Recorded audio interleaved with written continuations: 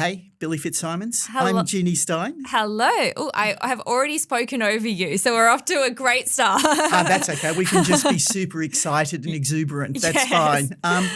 fine. Just for people who don't know, I'm the head of journalism at UTS. Billi, who are you?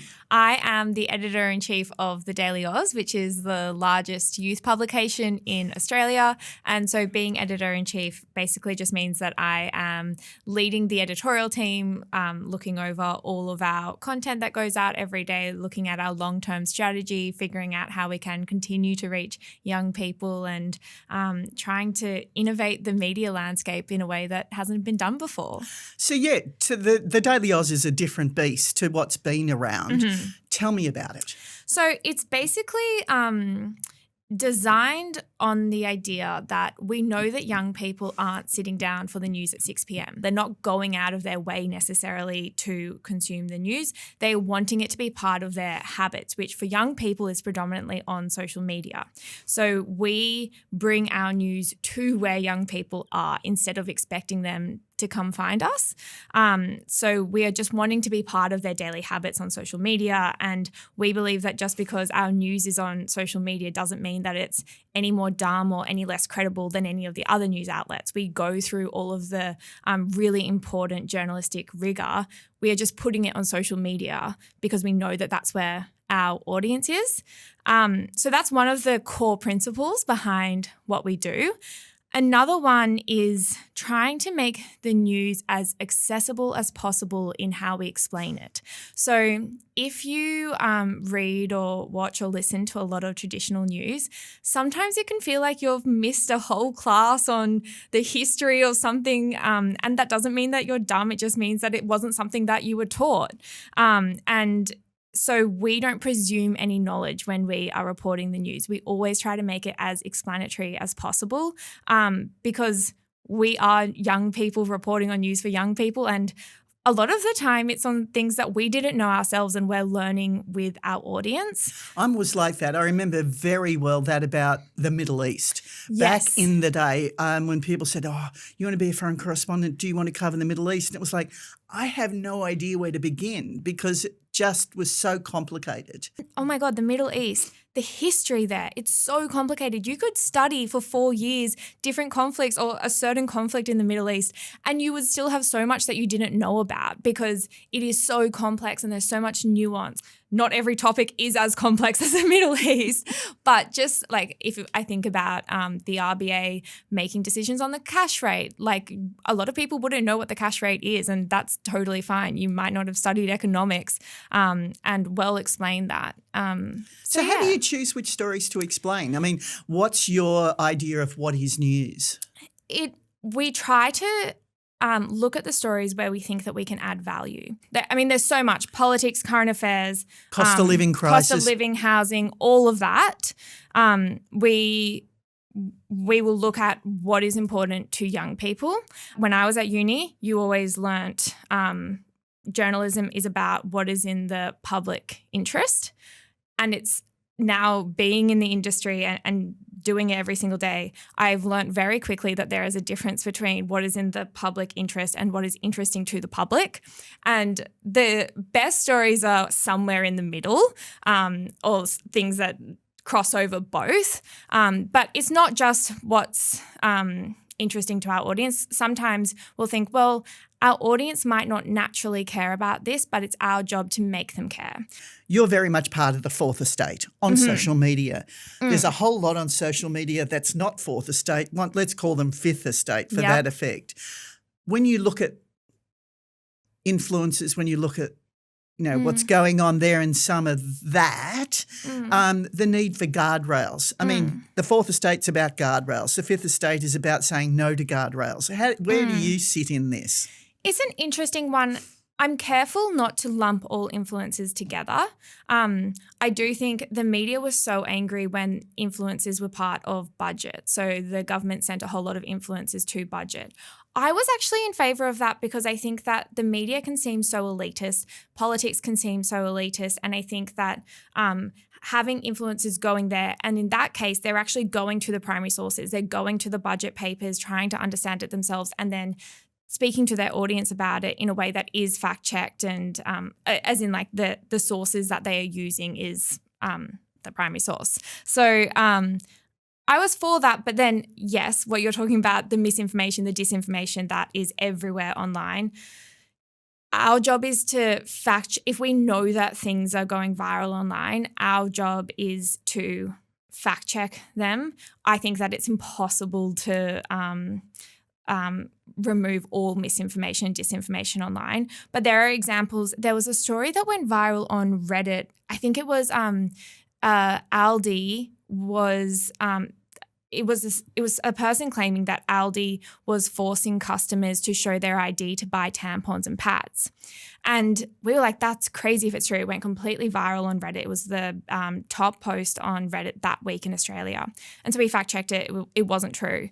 And so we can see our role in there that sometimes, I mean, that's a pretty benign example, but sometimes it's more dangerous. I know with the referendum in Australia a couple of years ago, there was so much misinformation. The way we responded to that was by doing posts where we fact checked the different claims that were going viral online.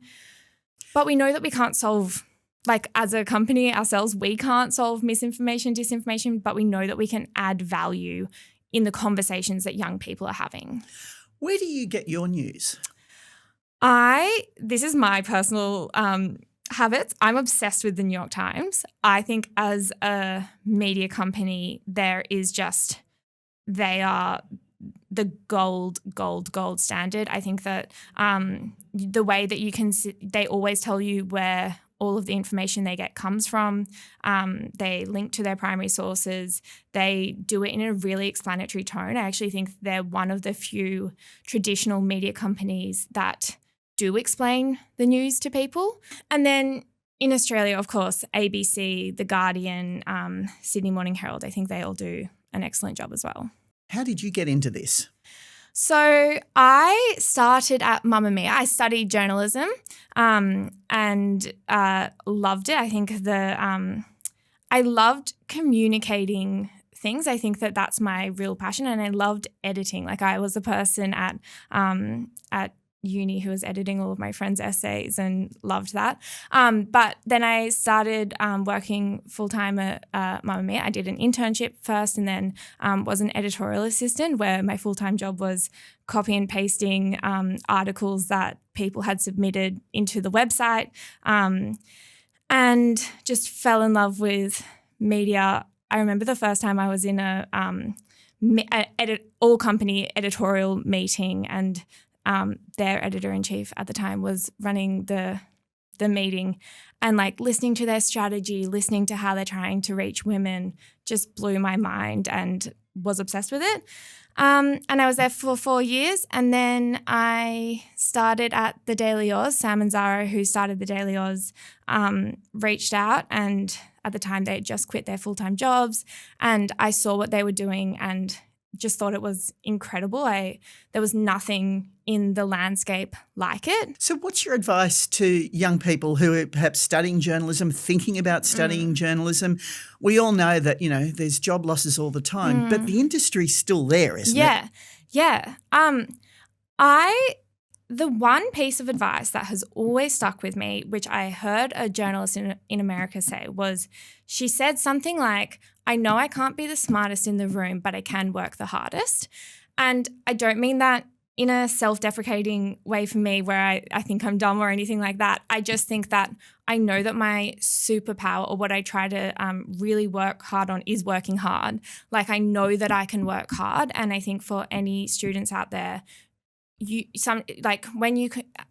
I was at uni, I was comparing my intelligence to other people or comparing my uni marks to other people, and I would get really stuck in that.